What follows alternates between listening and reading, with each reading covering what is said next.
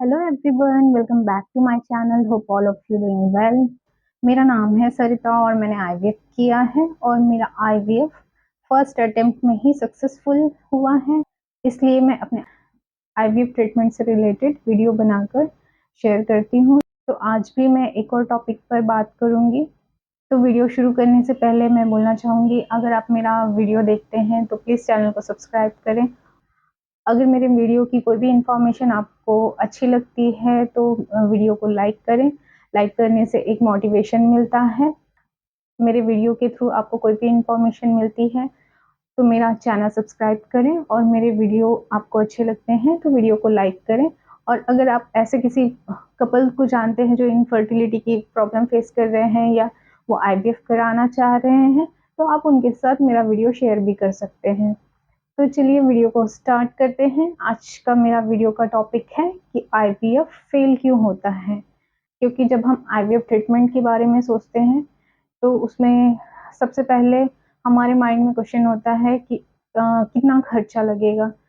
तो IVF treatment एक expensive treatment है, उसमें अच्छा खासा पैसा लगता है। तो कोई भी पेशेंट यही चाहेगा कि हमारा फर्स्ट अटेम्प्ट में ही सक्सेस हो जाए, लेकिन कभी-कभी फर्स्ट अटेम्प्ट में आईवीएफ सक्सेस नहीं होता है। सारे लोगों का पहली बार में आईवीएफ सक्सेस नहीं होता है। तो आईवीएफ सक्सेस ना होने के कारण भी बहुत सारे हैं।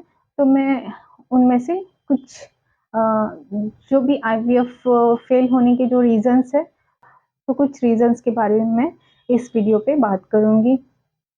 तो आईवीएफ फेल होने का मेन रीज़न तो ऐसे एग्जैक्ट रीज़न क्या है वो तो नहीं बता सकते, लेकिन बहुत सारी चीज़ें हम बता सकते हैं कि शायद ऐसा हुआ होगा तो आईवीएफ फेल हुआ होगा।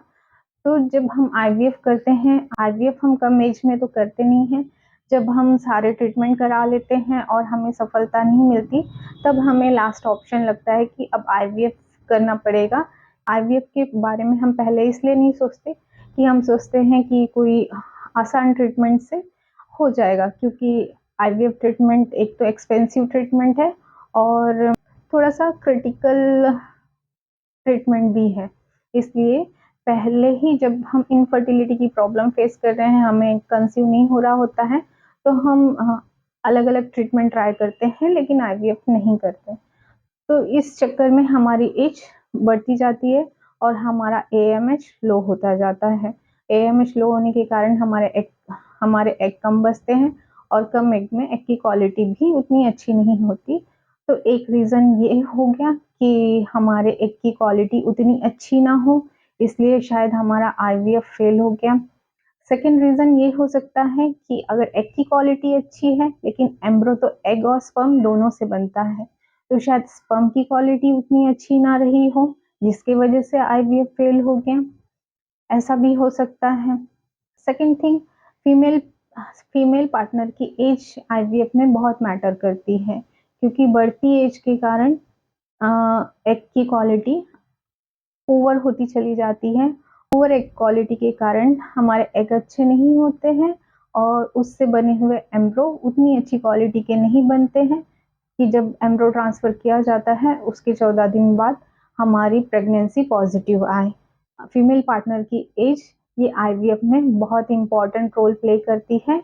तो अगर आप इनफर्टिलिटी की प्रॉब्लम फेस कर रहे हैं तो ज़्यादा टाइम वेस्ट ना करते हुए आप अगर आईवीएफ करना चाहते हैं तो तुरंत आईवीएफ करिए, क्योंकि जितना आप लेट करेंगे उतने चांसेस कम होते चले जाएंगे हमारे आईवीएफ सक्सेस होने के। अनदर थिंग कि जब एम्ब्रो बन जाता है और एम्ब्रो को जब यूट्रस में ट्रांसफ़र करना होता है, तो हमारी एंडोमेट्रियम लाइनिंग की थिकनेस पर्टिकुलर साइज़ की होनी चाहिए। अगर एंडोमेट्रियम की लाइनिंग उतनी नहीं बन रही है और हमारा एम्ब्रो ट्रांसफ़र हो जाता है, तो शायद उस लाइनिंग में एम्ब्रो चिपकता नहीं है। तो ये भी एक रीज़न हो सकता है आईवीएफ फेल होने का। अनदर थिंग कि हमारा यूट्रस कैसा है। तो जब भी आईवीएफ करते हैं तो बहुत सारे क्लिनिक में हिस्ट्रोस्कोपी किया जाता है। हिस्ट्रोस्कोपी से हिस्ट्रोस्कोपी से डॉक्टर को ये पता चल जाता है कि यूट्रस में कोई फाइब्रॉइड्स तो नहीं, क्योंकि आगे चल के एम्ब्रो को हमें यूट्रस में ही ट्रांसफ़र करना है।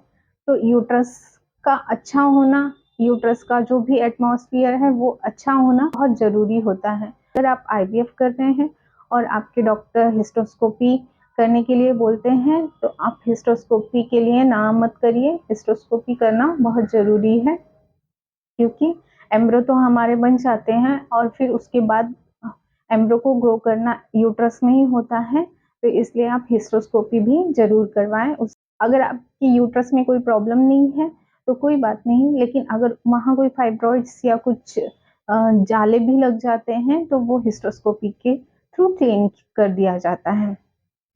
यूट्रस का अच्छा होना, यूट्रस की जो लाइनिंग बनती है उसकी थिकनेस एक पर्टिकुलर मेजरमेंट की होना भी ज़रूरी है। अगर वो नहीं हो पाता तो भी आईवीएफ फेल हो सकता है। अनदर थिंग, जो हमारे एम्ब्रियोज बनते हैं, एम्ब्रियोज की क्वालिटी अच्छी होनी चाहिए। जो ब्लास्टोसिस स्टेज तक जो एम्ब्रियोज पहुंचते हैं, वो एम्ब्रियोज को सबसे बेस्ट एम्ब्रियोज माना जाता है। तो अगर आपके ब्लास्टोसिस ना बनकर डे 3 के एम्ब्रो बनते हैं, तो कभी-कभी वो भी रीज़न होता है आपके आईवीएफ फेल होने का, क्योंकि आपके एम्ब्रो की क्वालिटी उतनी अच्छी नहीं थी कि वो आगे सर्वाइव करता। यहाँ भी एम्ब्रो की क्वालिटी अच्छी ना होना, ये भी आईवीएफ फेल होने का एक कारण बनता है। अनदर थिंग, कि जिस क्लिनिक से हम आईवीएफ करा रहे हैं, उस क्लिनिक का लैब अच्छा होना चाहिए। अगर उस क्लिनिक का लैब अच्छा नहीं है, उसकी वजह से भी हमारा आईवीएफ फेल हो सकता है। और अगर उस क्लिनिक का एक्सपीरियंस कितना है, ये ज़रूर ध्यान रखें, क्योंकि जितना ज़्यादा कोई भी व्यक्ति काम करता है, उससे उसको एक्सपीरियंस आता है। तो हमारा जो क्लिनिक है, हम जिस क्लिनिक से हम आईवीएफ कराने जा रहे हैं, उस क्लिनिक के डॉक्टर्स को एक्सपीरियंस कितना है, वो भी आईवीएफ सक्सेस या फेल होने में बहुत मैटर करता है। क्योंकि जितना ज़्यादा एक्सपीरियंस होगा, जितना अच्छा उस क्लिनिक का सक्सेस रेट होगा, तो हमारे आईवीएफ सक्सेस होने के चांसेस भी बढ़ जाते हैं। लेकिन वहीं पर अगर वो नया-नया क्लिनिक है और वहाँ के डॉक्टर्स को नया-नया एक्सपीरियंस है, तो वो भी एक रीज़न हो सकता है हमारे आईवीएफ फेल होने का, क्योंकि उन्हें उतना एक्सपीरियंस नहीं होता है। तो ये भी एक कारण बन सकता है आईवीएफ फेल होने का। और जब हमारा एम्ब्रो ट्रांसफ़र हो जाता है, उसके बाद हमें स्ट्रेस बिल्कुल नहीं लेना है, हमें एकदम रिलैक्स रहना है, हैप्पी रहना है, अपने आप को हर तरह से खुश रखना है, क्योंकि ज़्यादा स्ट्रेस लेने से भी हमारा आईवीएफ फेल हो सकता है। तो आप अगर आईवीएफ करा रहे हैं, तो स्ट्रेस फ्री रहें, बिल्कुल टेंशन ना लें, आपको जो अच्छा लगता है वही करें और जिस चीज़ से खुशी मिलती है वो सारी चीज़ें करें। ये आईवीएफ सक्सेस होने में हेल्प करता है। लेकिन अगर आप स्ट्रेस लेंगे, तो स्ट्रेस के कारण से भी आईवीएफ फेल होता है, तो स्ट्रेस भी आईवीएफ फेल होने का एक रीज़न होता है। और अगर आपका एम्ब्रो ट्रांसफ़र हो गया है और आप कंप्लीटली बेड रेस्ट पर हैं, आप बिल्कुल भी मूवमेंट नहीं कर रहे हैं, तभी भी आपका आईवीएफ फेल हो सकता है, क्योंकि कोई भी कंप्लीट बेड रेस्ट करने की वजह से हमारा ब्लड सर्कुलेशन उतनी अच्छी से नहीं होता, हमारे यूट्रस तक ब्लड फ्लो अच्छे से नहीं होता, और जिसके कारण हमारा आईवीएफ फेल हो सकता है। इसलिए जब हमारा एम्ब्रो ट्रांसफ़र हो जाता है, तो डॉक्टर हमें रेस्ट करने के लिए तो बोलते हैं, लेकिन हमें कंप्लीट बेड रेस्ट करने के लिए कभी नहीं बोलते। उसका रीज़न यही है, यूट्रस में ब्लड फ्लो प्रॉपर नहीं होता, जिसके कारण से हमारा आईवीएफ फेल हो सकता है। तो कंप्लीट बेड रेस्ट बिल्कुल ना करें, कंप्लीट बेड रेस्ट भी आईवीएफ फेल होने का एक कारण है। और जो भी हमारी मेडिसिन और इंजेक्शन है, उसे बिल्कुल स्किप ना करें। टाइम टू टाइम हमें मेडिसिन लेना है और हमें अच्छी डाइट लेना है और हमें स्ट्रेस फ्री रहना है, तभी हमारा आईवीएफ सक्सेस हो सकता है। अदरवाइज हमारा आईवीएफ, अगर हमने मेडिसिन टाइम टू टाइम नहीं ली, हमारे इंजेक्शन टाइम टू टाइम नहीं लिए, ये भी एक रीज़न हो सकता है हमारे आईवीएफ फेल होने का। तो अगर आप आईवीएफ ट्रीटमेंट कर रहे हैं, तो इन सारी चीज़ों का आप ध्यान रखिए। अगर आप इन सारी चीज़ों का ध्यान रखेंगे, तो आई होप कि आपका आईवीएफ भी मेरी तरह फर्स्ट अटेम्प्ट में ही सक्सेसफुल हो जाएगा। और सबसे बड़ी बात, आईवीएफ में कभी-कभी विदाउट रीज़न, कोई रीज़न नहीं होता डॉक्टर भी हर तरह से कोशिश की होती है, अच्छी क्वालिटी का एम्ब्रो भी बन जाता है, यूट्रस में भी कोई प्रॉब्लम नहीं होती है, फिर भी आईवीएफ फेल हो जाता है। क्योंकि आईवीएफ एक टेक्नोलॉजी है और वो टेक्नोलॉजी से कभी-कभी सक्सेस होता है, कभी-कभी नहीं होता है, क्योंकि एक एक डेटा ये भी बताता है कि पूरे दुनिया में जितने लोगों ने आईवीएफ, अगर 100 लोगों ने आईवीएफ किया है तो उसमें से सिर्फ 35% लोगों का ही आईवीएफ सक्सेस होगा।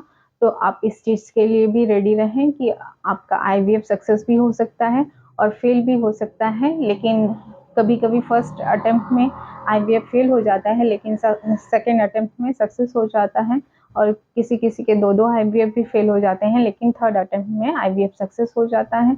तो आप होप ना छोड़ें और पहली बार में ही आप सारे प्रिकॉशंस लें और पूरी कोशिश करें कि आपका आईवीएफ सक्सेस हो जाए। तो इन सारी चीज़ों का आप ध्यान रखेंगे, आपका डेफिनेटली फर्स्ट अटेम्प्ट में ही आईवीएफ सक्सेस हो जाएगा। तो आज की वीडियो में बस यही था। अगर वीडियो कहीं भी अच्छी लगी हो, वीडियो में दी गई इन्फॉर्मेशन कहीं भी अच्छी लगी हो, तो वीडियो को लाइक करें और चैनल को सब्सक्राइब करें। मिलते हैं और एक नेक्स्ट वीडियो में, तब तक के लिए bye bye, take care, thanks for watching.